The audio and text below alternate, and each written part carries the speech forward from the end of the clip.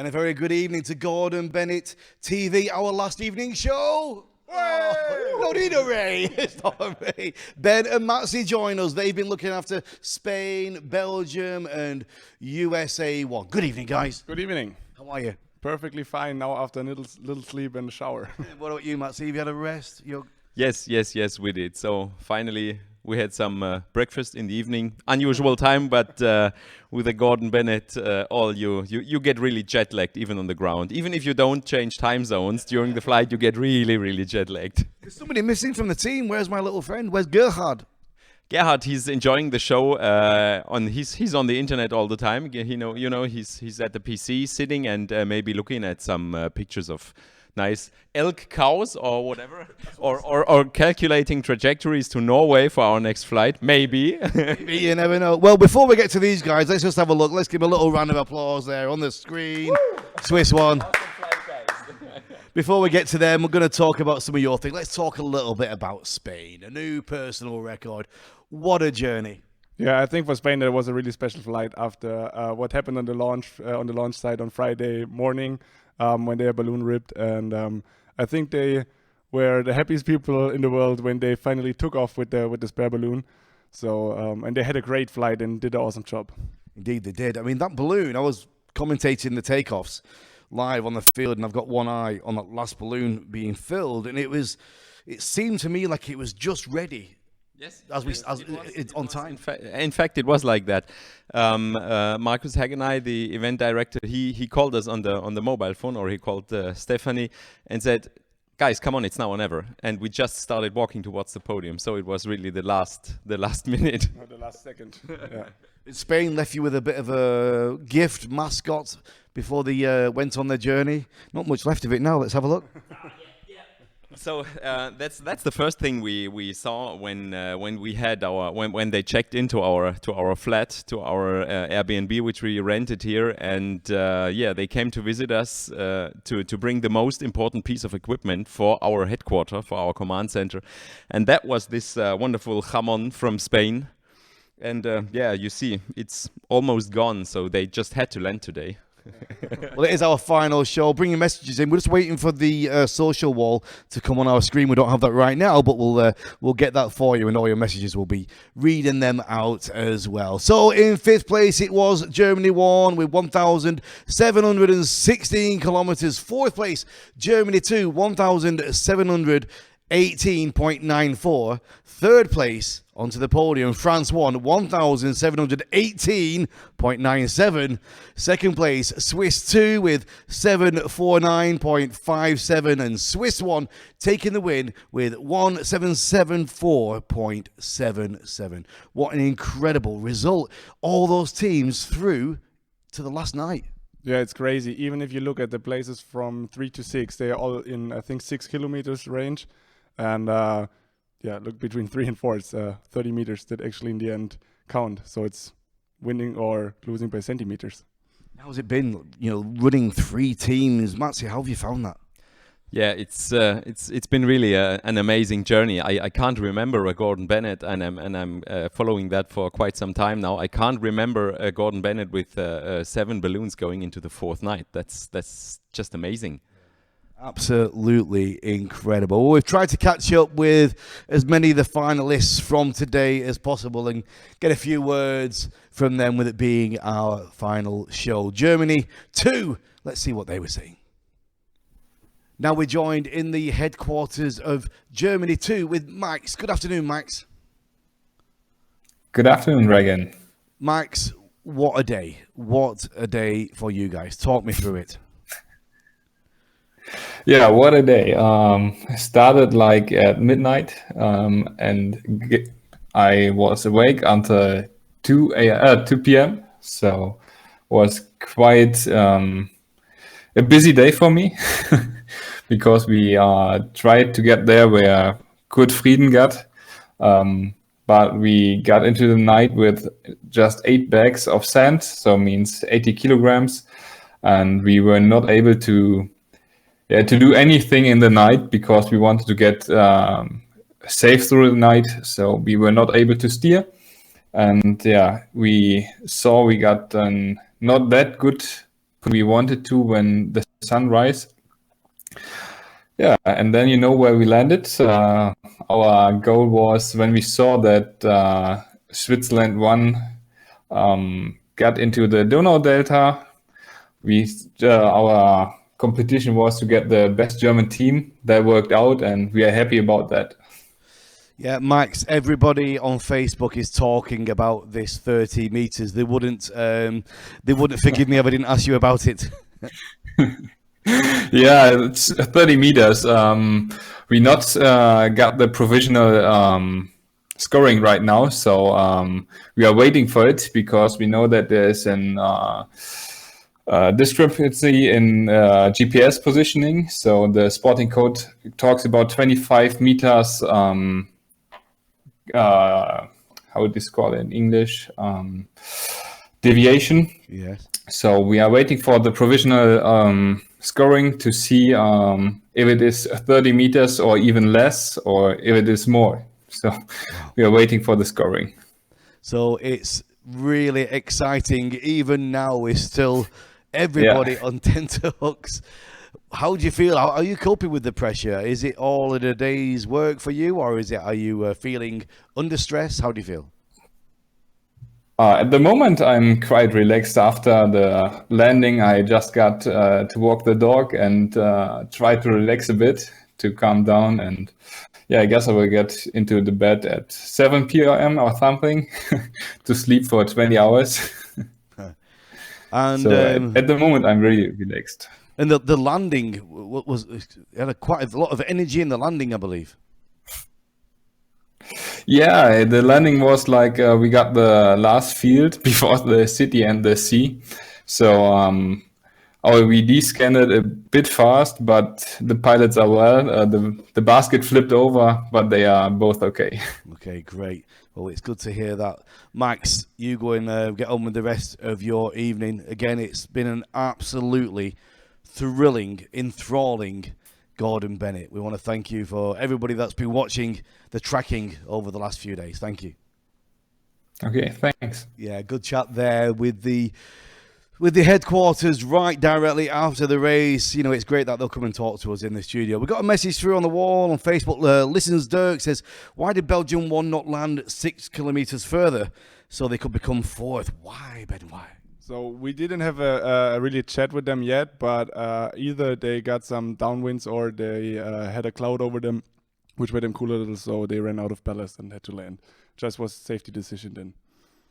Christian Michael, one good friend of ours, he says, what a breathtaking finale today, and it's amazing with a great community that is in ballooning. Even though it's a hard competition, we are all having a lot of fun together. Hope to see you all soon again. We hope to see him soon again. We went for a balloon flight this morning, guys. Oh, awesome. Yeah, it was good. We were down at the airfield just for sunrise, and then Mark took us out in his big giraffe.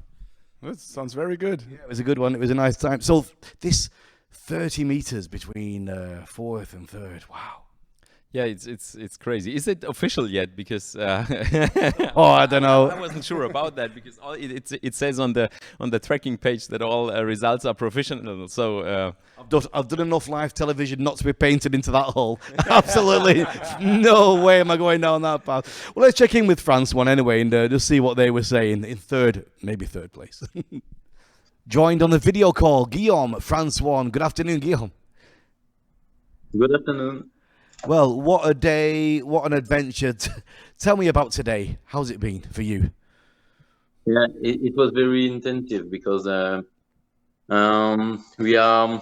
had a very intense day with a lot of work during last night to take the best trajectory.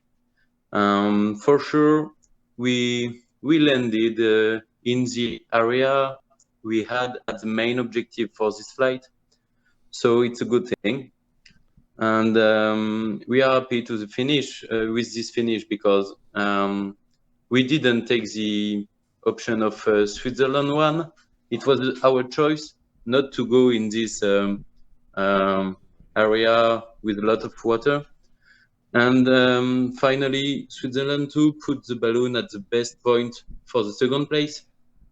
So we didn't want to take any risk over the sea to do a third place or something like that.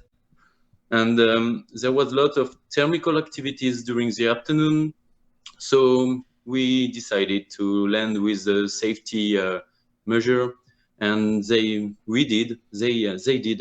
I think they had a very good flight, very impressive, and they had a beautiful landscape. They did a safety flight. It was very, very good adventure. Yeah, big adventure and big distance for so many teams this year, isn't it? Incredible. When did you decide on where they were going to be landing? How long ago was that decision made? Before takeoff. Before takeoff, we decided not to go in the northeast of Bulgaria or of Romania. We decided not to go in the southeast of Bulgaria because of the forest. So when we saw Switzerland won, we said, okay, they win. They win this year, and they did a very beautiful flight. Congratulations to this team. It was very fantastic. Yeah, I think there's a lot of teams that deserve big round of applause and big respect from this race. It's been absolutely incredible. And Guillaume, what about that finish with Germany? 30 meters. Yeah, it's 30 meters. It's difficult, but we didn't want to do this little gap between the two teams. But the balloon started descending because of thermical activities, and they had stability on the floor. So they put the balloon, and maybe we finished third, maybe fourth, but the safety takes reason, and they landed for chance for us in the third place. And apologize for the team for only 30 meters.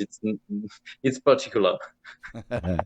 Well, Guillaume, this historic story here in Montpellier began 2 years ago for this team in Gruyere. How's that 2 years been for you? It was a good adventure. We had a good flight. Now we are back home. We finished our work. We work in a team with only amateur and people who like ballooning as a passion, and it's a good team spirit with Vincent, Christophe. It's a good human adventure in the first with the first objective to take pleasure. And we did a good flight 2 years ago with a beautiful victory. We did a beautiful flight last year also, yeah. And this year again. So let the adventure continue, and I hope we will continue like this. We hope so too, Guillaume. Thank you very much for joining us here on Gordon Bennett TV over the last week. It's been a pleasure speaking to you. I hope you get some rest, and à tout à l'heure. Yeah, thank you very much. The 63rd Gordon Bennett here in Montpellier with me, Regan Tetlow, with Ben and Matsy. Guys, hello! Hello again! Hello again! Yeah, so just a couple of messages here from Gregory Kaiser. He says, congratulations to all the teams. Hard work and an amazing show. Thanks for great days. See you next year. Martin Wegner just joined us. Nicholas Fuzzo says, huge race, everybody. Congratulations to SUI1. My restaurant was connected to the race. How does he do that? I don't know how he does that. It may be through the live stream, I imagine, but his restaurant was connected to the race since the beginning in Montpellier and was following the Gordon Bennett. Let us know the name of your restaurant. We'll give you a shout out, and then we can get some free meals next time we're down in the area. So, guys, tell me a little bit about your days. How did it work out? First of all, tell me those stats you were just mentioning about the WhatsApps. Yeah, so we were always talking via WhatsApp with our teams, and during the race we sent about 2016 messages, 150 pictures, about 30 documents, I think, and 2 videos. So it's a lot of messages going between the teams and us. Well, that's a lot, isn't it? And over the 24 hours, how would you divide up the time? Yeah, we were 5 people in our headquarter, and yeah, so it was quite comfortable with so many people, and so everyone could take a nap if he was really tired, and that worked out pretty fine. Did it tend to be? I mean, we've not really been there. We've been there and interviewed you, and it's all fun and smiles to the camera. But when we're not there, does it get stressful? Do any arguments break out, or is it calm, or what? It's quite a concentrated atmosphere, of course, and there are really times when it's going tense. Except, for example, when you need to get clearance for an airspace, or when the teams are asking which decision to take next, and so. But most of the time, it was a very relaxed atmosphere, and we had time to joke around, make some fun, and yeah, and of course, look at Gordon Bennett TV. I think we didn't miss a single show. On the big beamer on the wall, yeah. I think the only ones we missed were when you were sleeping, actually. Yeah. Because all the others were on the beamer all the time. So when did you get involved in the project? I mean, I know you were competing last year. We were commentating on you guys in your competition. And then when did you get involved in the headquarters? How did that start? I think we started three years ago. 3 years ago. 3 years. 2016, yeah. And when did you have your license by then? No. Yes, you did. My gas rating? Yeah. I don't think so, no. That was I in. was just making it at the moment, I think. Yeah. And then Thomas Hora, our Jedi Master, or how do you call it? Mr. Yoda. For us, he's Mr. Yoda in gas balloon. the wizard, yeah, right. And he asked us, come on, guys, you're doing your gas license now, and you're quite interested in the Gordon Bennett, so do you want to get involved and help me out a little bit, taking care of the teams during the flight? So we said yes, and during the race back in 2016 in Gladbeck, we joined Thomas. And yeah, that was how it started. And 1.5 years later, as I think we said already, in Germany you need to qualify. Yeah. And in the beginning of the year, I told Matthias, I just registered us for the qualification for Gordon Bennett, and I didn't. I didn't even have my gas rating by then, and I said, what the. And I just had it for half a year, and I was like, no, we can do it, it's fine. So we were looking at some slots over longer weekends to fly a longer time or longer distance, and then we managed to get into Gordon Bennett 2018 in Bern. A lot of people have been messaging about the license. We've had a lot of hot air balloon pilots who do follow this, and a few of them have said, I want to get into it. I want to get my gas balloon license. But for people who don't know, who are not already involved, what's the conversion? How does it from a hot air balloon pilot to a gas balloon pilot?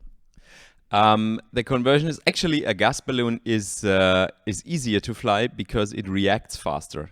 So you have a gas balloon. The gas balloons that I used there have 1,000 cubic meters. A standard hot air balloon has 3,000 cubic meters or 3,400. So the reaction is 3 times faster because it's a third of the mass of the balloon. So what you have trained with a hot air balloon to be a bit patient, to wait for the reaction of the balloon.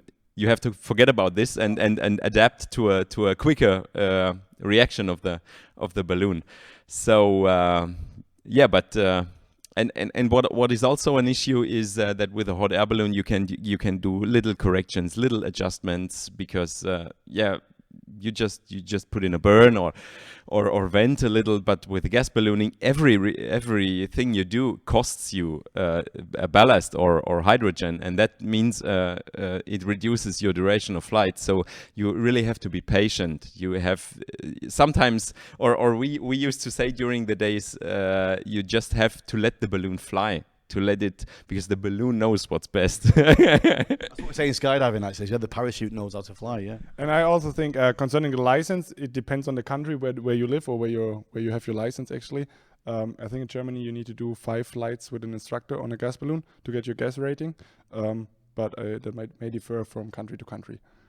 Is there a certain disciplines that they would put you through on that conversion, or is it just a normal flight, or is there set routines?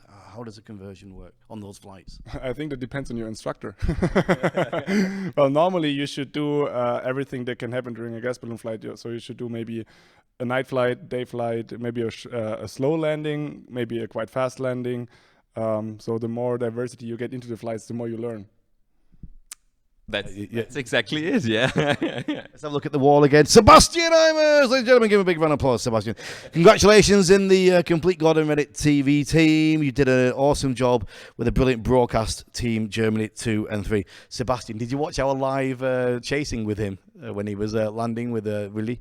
Yes. We were live to the world in Mark's car with a shaky iPhone.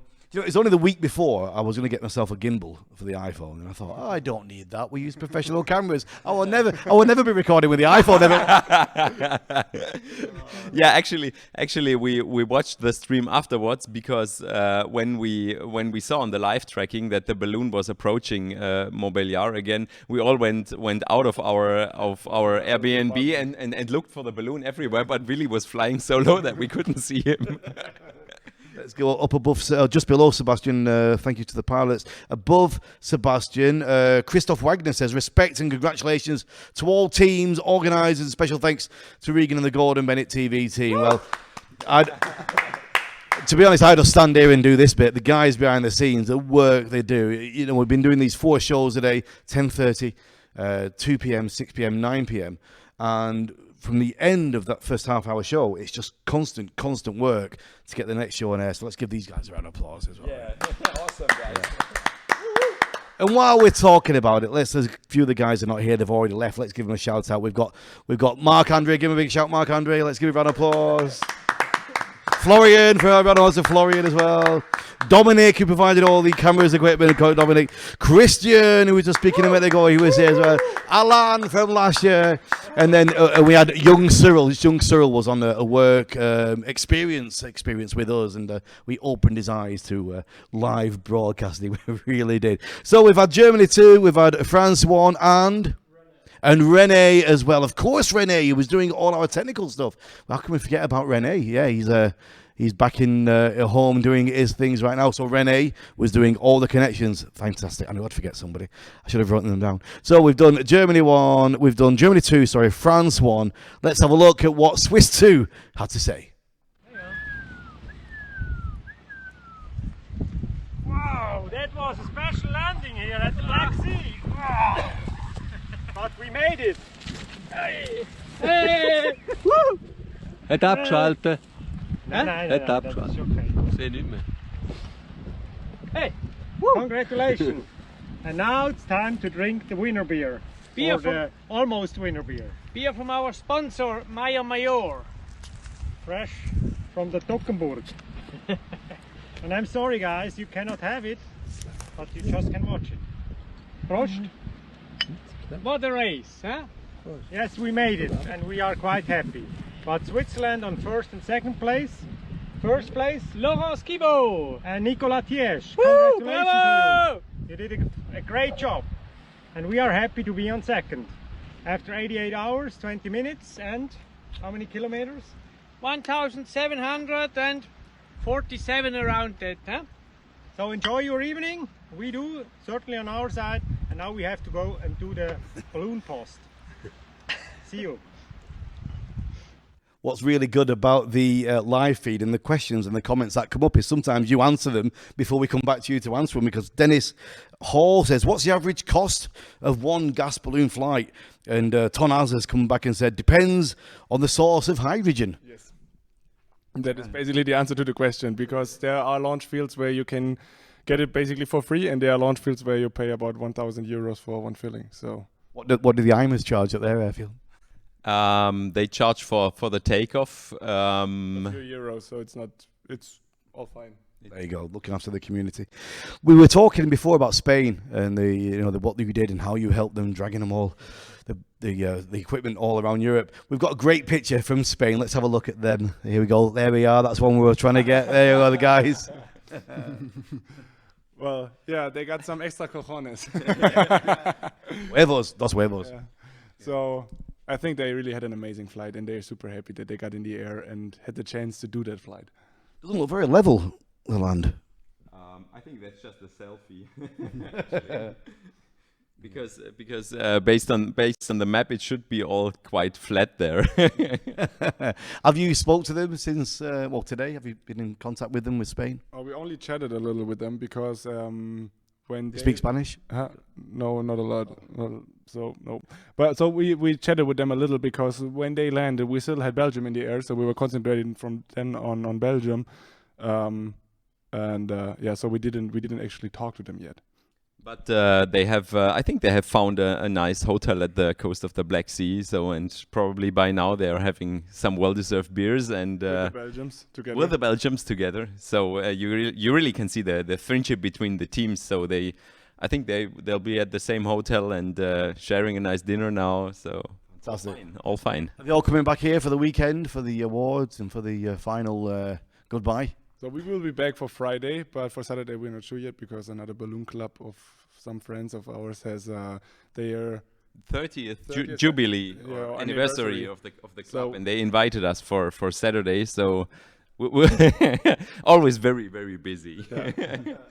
Wow, what's going to happen? We'll find out about that. So the winners, let's get them on the screen here. There we go. Laurent and Nicholas, great shot there. 1,774 kilometers, 0.77 in 82 hours and 3 minutes, and a great picture. Let's have a Amazing performance. I mean, we looked at the tracking and we looked at their landing spots as well as SUI1 and SUI2, and you couldn't have done any better. I mean, it's just amazing how they did it. Yeah, and also I think they only like to the northern border which would be out of bounds. They only had like 6 to 7 kilometers left, so that was super close and perfectly made. We said to the team, the headquarters earlier on today, at one point, when did you decide on that landing area? It said before takeoff, well before takeoff, they knew exactly where they were going to be. Yeah, that really deserves respect. We've got a video from the boys at SUI1. Let's have a look.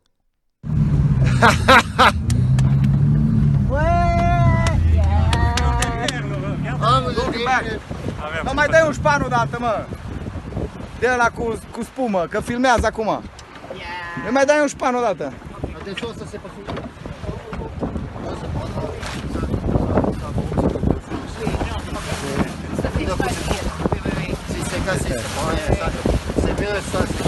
On the boat with a balloon, dragging it across the water. Crazy. I think I never saw that before. Well, I know there are teams that actually always fly from and to boats, but I think I never saw that on Gordon Bennett, that actually somebody was picked up by a boat and not by a car. I think we've got some good pictures from SUI1 as well. Let's get them on the screen and have a look at what we can see. There they are, big smiley faces on the beach. Yeah, it's by now it's a big new dream to do that, to land at the beach and have your beer after landing at the beach and go swimming and Your after-flight shower is replaced by swimming in the sea. Yeah, that's pretty awesome. Yeah, so one day The stars must be incredible. Yeah, they posted some really amazing pictures during the night where you can see like part of the balloon and then you can see all the stars in the sky. Is that a picture by night? Yeah, I think it was. Awesome. Yeah. Some great stuff. Excellent content. We want to thank you all for tuning in with us over the last few days, over these 4 nights of action. It's been great to bring you all the content, and thanks very much for all your comments as well. We hope to see you next time here on Gordon Bennett TV. We'll be back on Saturday with an interview with those 3 podium winners. We'll post the time of that. But from our daily shows at Gordon Bennett TV, from me and the team, it's a wrap. We're going to leave you with a great bit of footage from these guys from the headquarters. We'll see you next time.